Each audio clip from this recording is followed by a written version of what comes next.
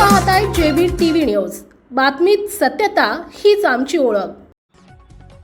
वडजाई रोडवर ओवेसींची कडाडती गर्जना, महागाई बेरोजगारीवर हल्लाबोल। ओवेसींच्या धुळ्यातील सभेनं निवडणूक रणसंग्राम पेटला। धुळे महानगरपालिका निवडणुकीचा राजकीय उन्माद दिवसेंदिवस वाढत असताना एमआयएमचे ज्येष्ठ नेते अकबरुद्दीन ओवेसी यांच्या वडजाई रोडवरील विराट सभेनं शहरातील वातावरण अधिकच तापवले आहे। हजारोंच्या संख्येनं उपस्थित जनसमुदायाला संबोधित करताना ओवेसी यांनी केवळ स्थानिक प्रश्नांवर बोट ठेवलं नाही, तर महागाई, बेरोजगारी आणि संविधान रक्षणाच्या मुद्द्यांवर केंद्रातील मोदी सरकार तसेच महायुतीच्या नेतृत्वावर निशाणा साधला। आम्ही या देशाचे भाडेकरू नाही तर बरोबरीचे मालक आहोत, या प्रभावी घोषणेद्वारे त्यांनी जनतेच्या मनात आत्मविश्वास निर्माण करण्याचा प्रयत्न केला। ओवेसींनी स्पष्ट शब्दात सांगितले की लोकशाही ही काही विशिष्ट पक्षांची खाजगी मालमत्ता नसून सामान्य मतदारांच्या हातात सर्वात मोठी सत्ता आहे। कोणाच्याही दबावाखाली न येता तुमचे मतदान करा, कारण हेच मत तुमचे शस्त्र आहे, असा संदेश त्यांनी दिला। महागाई व बेरोजगारीच्या झळा बसलेल्या सर्वसामान्य नागरिकांच्या वेदना अधोरेखित करताना ओवेसी म्हणाले की सरकार बदलते, आश्वासनं बदलतात, पण युवकांच्या हाताला काम मिळत नाही आणि महागाई मात्र दिवसेंदिवस वाढतच जाते। त्यांनी धुळे शहराच्या स्थानिक विकास कामांवरही प्रश्नचिन्ह उपस्थित केले। रस्ते, पाणी पुरवठा, ड्रेनेज व्यवस्था तसेच गृहनिर्माण योजनांचा अभाव यावर त्यांनी प्रशासनाला धारेवर धरले।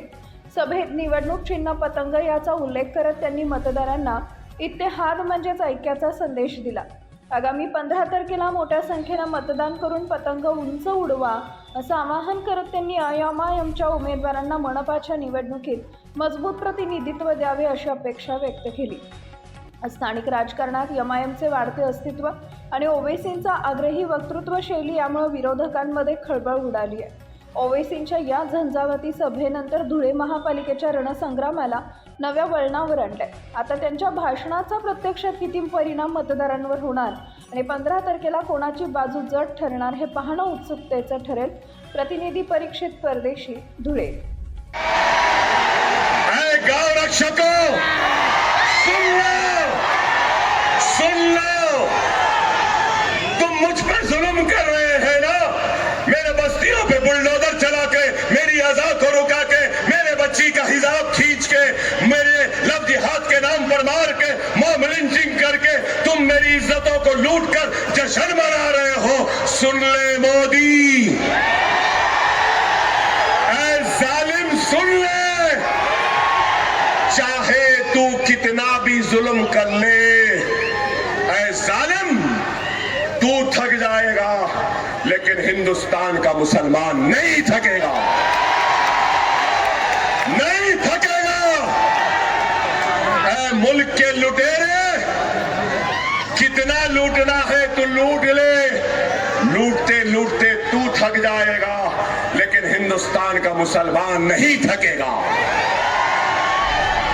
सुन ले मोदी, सुन ले मोदी भक्तों, सुन लो सुनने वालों, ना मैं अपना कलमा छोड़ने तैयार हूं, ना मैं अपनी कुरान छोड़ने तैयार हूं, ना मैं अपनी शरीयत छोड़ने तैयार हूं, ना मैं अपनी मस्जिद छोड़ने तैयार हूं, ना मैं अपना हिजाब छोड़ने तैयार हूं, ना मैं अपनी बस्ती छोड़ने तैयार हूं, ना ही मैं अपने मुल्क हिंदुस्तान को छोड़ने तैयार हूं।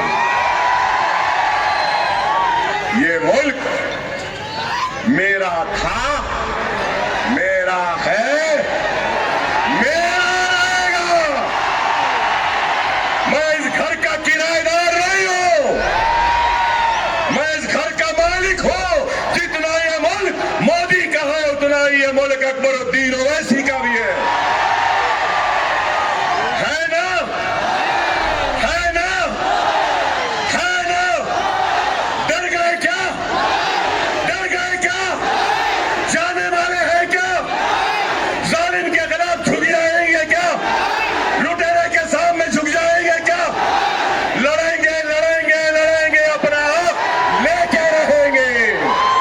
करना चाहते हैं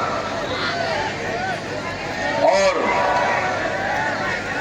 यहां पर मैंने आने से पहले सुना कि अजीत पवार साहब की पार्टी है।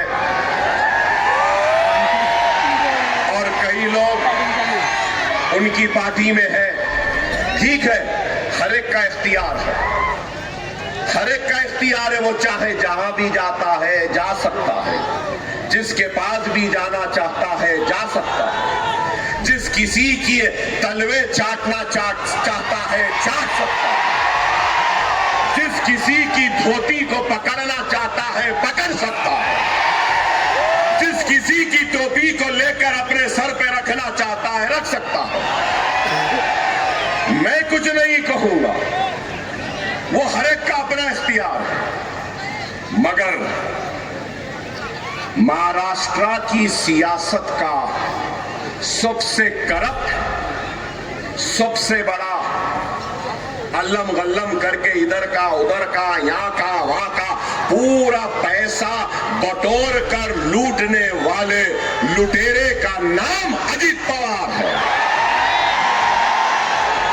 आपल्या परिसरातील महत्त्वाच्या बातम्या पाहण्यासाठी आजच आमच्या JBTV न्यूज चॅनलला यूट्यूबवर सबस्क्राईब करा आणि बेल आयकॉन प्रेस करा।